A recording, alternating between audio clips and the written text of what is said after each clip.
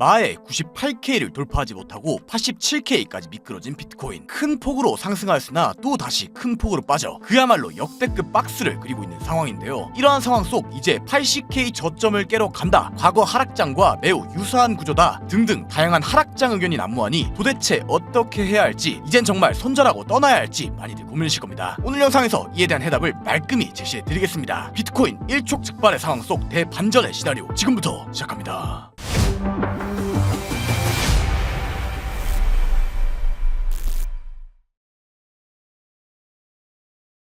반갑습니다. 차트본 설대생 차솔입니다. 비트코인이 지난 일주일간 약 98K를 찍었으나 내리 하락하여 87K까지 하락하였습니다. 이러한 상황 속 업비트 잡코인들은 날뛰고 있고, 많은 사람들이 21년 상승장 이후 15K까지 하락한 하락장 구조와 매우 유사하다는 주장을 하고 있으니 도대체 어떻게 판단해야 하는 건지, 다 팔고 떠나야 할 타이밍인 건지 많이들 고민이실 건데요. 이러한 의문과 걱정을 해소해드리고자 첫 번째 목차 지난 영상 및 관점 복귀, 두 번째 목차 비트코인 시황과 이더리움, 솔라나, 리플, 세 번째 목차 22년도 하락장과 유사하다, 알트장은 없다, 위 세 가지 목차로 준비해보았습니다. 하락한다, 상승한다 두 관점이 매우 혼재되어 있는 시장 속 명확한 기준을 잡으실 수 있도록 오늘 영상을 준비해보았습니다. 더불어 이더리움, 솔라나, 리플까지 메이저 코인들도 다뤄보았으니 그런 만큼 꼭 끝까지 들어주시길 부탁드리겠습니다. 빠르게 가보시죠. 먼저 첫 번째 목차 지난 영상 및 관점 복귀입니다. 여러분들께서도 아시듯 저는 지난 영상에서 86.9K 롱을 홀딩 중에 있음을 공유드렸었습니다. 이 롱 포지션을 진입할 때부터 최소 1만 불 상승을 목표로 하고 있었고 98, 99K 매물대에서 익절할 계획임을 몇 주간 반복적으로 말씀드렸었죠. 이후 결과적으로 비트코인은 제 평단 대비 1만 불 이상을 상승해 98K 부근까지 도달했습니다만 문제가 발생했습니다. 딱 $30 차이, 정확히 말하면 0.03% 차이로 익절이 안 됐습니다. 말 그대로 제한급 억가를 당했습니다. 더 아쉬운 건 제가 자는 사이에 그 가격이 찍혔고 눈을 떴을 땐 이미 익절이 되지 않은 채로 가격이 눌려 있었습니다. 결과적으로 제가 목표했던 수익폭, 그리고 제가 보고 있던 저항 구간까지의 상승,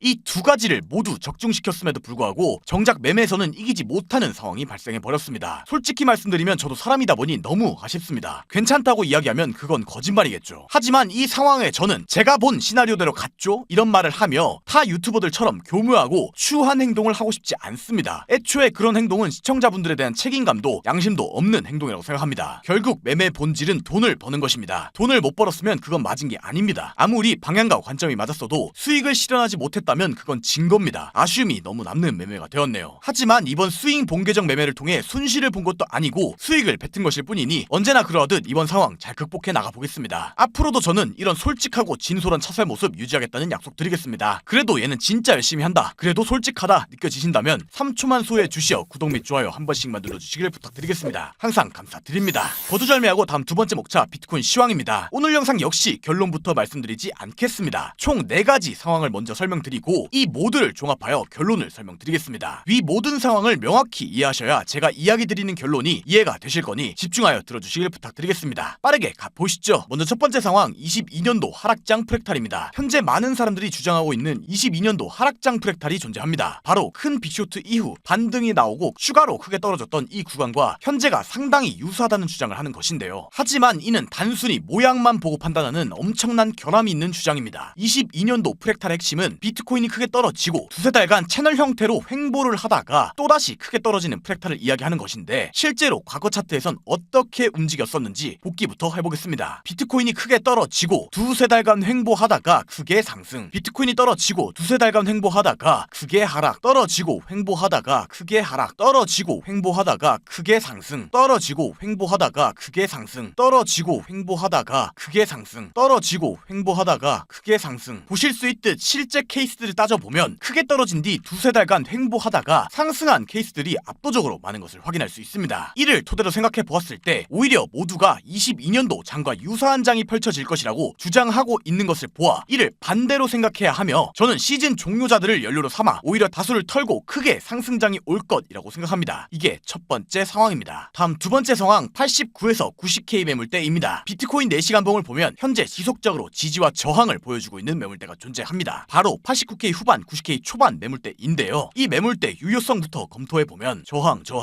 지지, 저항 보실 수 있듯 완벽한 지지 및 저항으로 작용하고 있음을 확인할 수 있습니다. 그리고 현재 상황은 이 매물대 아래에서 반복적으로 저항을 받아주고 있는데요. 단기적 핵심으로 이 매물대를 돌파하고 91K 위를 안착해주는 게 중요한 상황이라고 볼 수 있겠습니다. 이게 두 번째 상황입니다. 다음 세 번째 상황 86.3K 유동성입니다. 유동성의 개념을 모르실 분들을 위해 간단히 설명해드리면 세력들이 노리는 개미들의 스탑로스 지점이라고 생각하시면 됩니다. 일반적으로 유의미한 고점 및 저점들은 개미들의 스탑로스 세팅 지점이 되고 세력들은 이 스탑로스 구간을 터트리는 경향이 있습니다. 이를 인지한 상태로 현재 차트를 보면 보실 수 있듯 오르는 과정에서 지속적으로 저점을 높이며 저점 이탈을 단 한 차례도 깨지 않고 상승해준 모습을 확인할 수 있습니다. 즉 이 최하단 구간인 86.3K는 유동성 구간이라고 볼 수 있는 상황이겠네요. 이게 세 번째 상황입니다. 다음 네 번째 상황 이더리움, 솔라나, 리플입니다. 비트코인과 알트코인은 일반적으로 비례 관계를 갖습니다. 특히 그 비례 관계가 메이저 알트코인일 경우 상관관계가 높다라고 볼 수 있는데요. 때문에 비트코인 차트를 분석할 때 메이저 알트코인들의 위치를 분석하는 것은 상당히 중요하게 작용합니다. 이를 인지한 상태로 이더리움, 솔라나, 리플 차트를 보면 이더리움 일봉 차트에서 매우 유의미한 매물대가 포착이 됩니다. 바로 이 매물대인데요. 이 매물대의 유의미성부터 평가해보면 보실 수 있듯 상당히 유의미성이 높게 평가가 되는 매물대임을 확인할 수 있습니다. 그리고 현재는 이 매물대 인접해 있는 상황, 매물대 저항을 받다가 크게 돌파 그리고 리테스트의 구조를 보여주고 있기 때문에 이 자리에선 최소 매집을 해야 하는 자리라고 생각합니다. 이더리움이었고요. 다음 솔라나 차트를 보겠습니다. 솔라나 일봉 차트에서 역시 매우 유의미한 매물대가 포착이 됩니다. 이 매물대는 2년이 넘게 지지를 받아준 매물대임을 확인할 수 있죠. 때문에 이더리움과 마찬가지로 솔라나 역시 이 자리에선 최소 매집을 해야 하는 자리라고 생각을 합니다. 솔라나였고요. 다음 리플 보겠습니다. 리플 역시나 매우 유의미한 매물대가 포착이 됩니다. 이 매물대도 역시 1년이 넘는 매물대이기 때문에 리플도 이 자리에선 최소 매집을 해야 하는 자리라고 생각을 합니다. 결론적으로 이더리움, 솔라나, 리플 모두 공통으로 중요한 매물대 자리에 와 있다는 것이며 모두 공교롭게 매집 자리다라고 현 상황을 요약할 수 있겠습니다. 이게 마지막 네 번째 상황입니다. 그래서 결론이 뭐냐 명확합니다. 우선 큰 관점부터 이야기 드리면 저는 크게 빅쇼트가 나오며 하락하는 관점에 동의할 수 없습니다. 22년도 하락장과 현재는 너무나도 상황이 다르며 22년도와 같은 광기장도 존재하지 않았고 도미넌스가 크게 하락하는 장 역시 오지 않았습니다. 때문에 오히려 80K 위 큰 박스권을 유지하며 횡보를 하다가 어느 순간 폭발적으로 상승하는 구간이 올 것이라고 생각합니다. 하여 상승장 관점을 유지하고 있음을 먼저 이야기 드리겠습니다. 그렇다면 단기로는 어떻게 봐야 하냐? 이 역시 명확합니다. 마지막 네 번째 근거에 의해 저는 현재 구간이 알트코인들 역시 충분히 메리트가 있는 매집 자리라고 생각합니다. 이렇게나 이더리움, 솔라나, 리플 세 개의 메이저 코인들이 지지 구간에 동시다발적으로 인접해 있다는 것은 단순한 신호라고 생각하지 않습니다. 그렇다면 비트코인은 현재 90K 언저리의 큰 매물대 저항을 받고 있는데요. 이 구간을 빠른 시일 내에 돌파하지 못하면 아래 구간 유동성인 86.3K를 흡수하러 갈 가능성 역시 존재합니다. 때문에 결국 크게 상승하는 파동이 중요한 것이므로 유동성 흡수를 고려하여 충분한 분할로 롱을 매집하는 것이 가장 이상적인 매매 방법이라고 생각합니다. 여러분들께서도 아시듯 전 현재도 86.9K의 스윙 롱을 홀딩 중에 있는데요. 만약 86.3K의 유동성을 흡수하고 최하단 유동성인 84.4K까지 흡수하는 상황이 발생한다면 그때 덜어낸 물량만큼 다시 추매가면서 평단을 조절해볼 계획입니다. 86.3K를 깼을 때도 충분히 매집해볼만 하지만 너무나도 평단에 비해 손익비가 낮은 구간이기 때문에 84.4K를 염두에 두겠다는 것 참고 부탁드립니다. 위 모든 대응은 텔레그램 및 카톡방에 남겨드릴 거니 참고하시면 될 것 같습니다. 여기까지 두 번째 목차 비트코인 시황이었습니다.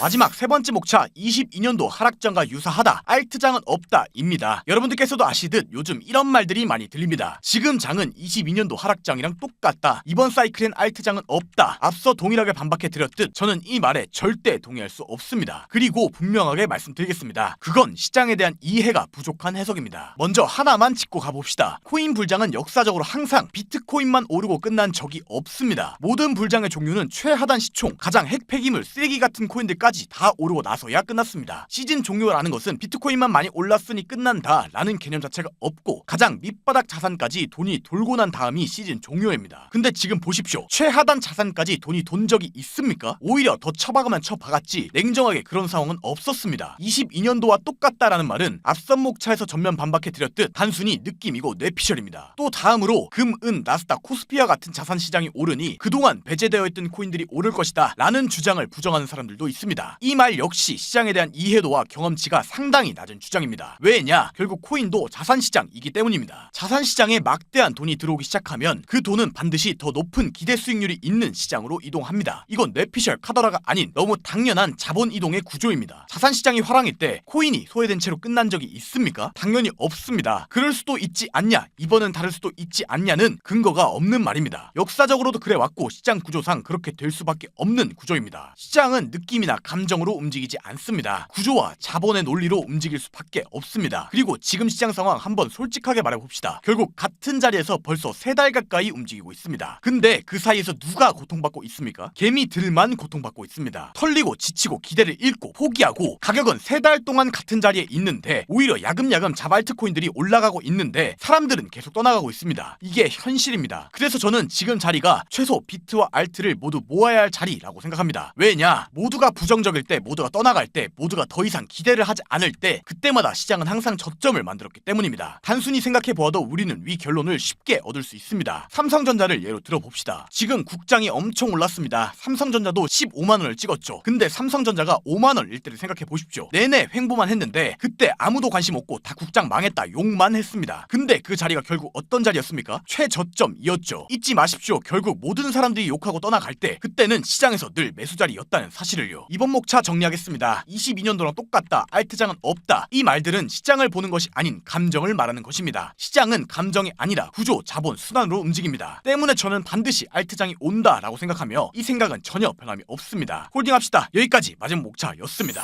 오늘 영상 결론 요약하겠습니다. 첫째, 비트코인 22년도 프랙탈 동의하지 못한다. 오히려 떨어지고 두세 달 횡보했을 땐 상승한 케이스가 더 많았다. 둘째, 이더리움, 솔라나, 리플, 메이저 코인 3개 모두 충분히 메리트 있는 자리에 와있다. 매집 자리다. 셋째, 사람들이 떠나가는 현 시점은 기회다 입니다. 오늘 영상도 시청해주셔서 감사드립니다. 코인 시장에 힘든 시간이 이어지고 있습니다. 저는 이 고난을 이겨낸 사람들이 크게 수혜를 보는 장이 올 것이라 믿어 심지 않습니다. 다들 끝까지 가봅시다. 감사합니다. 차설이었습니다.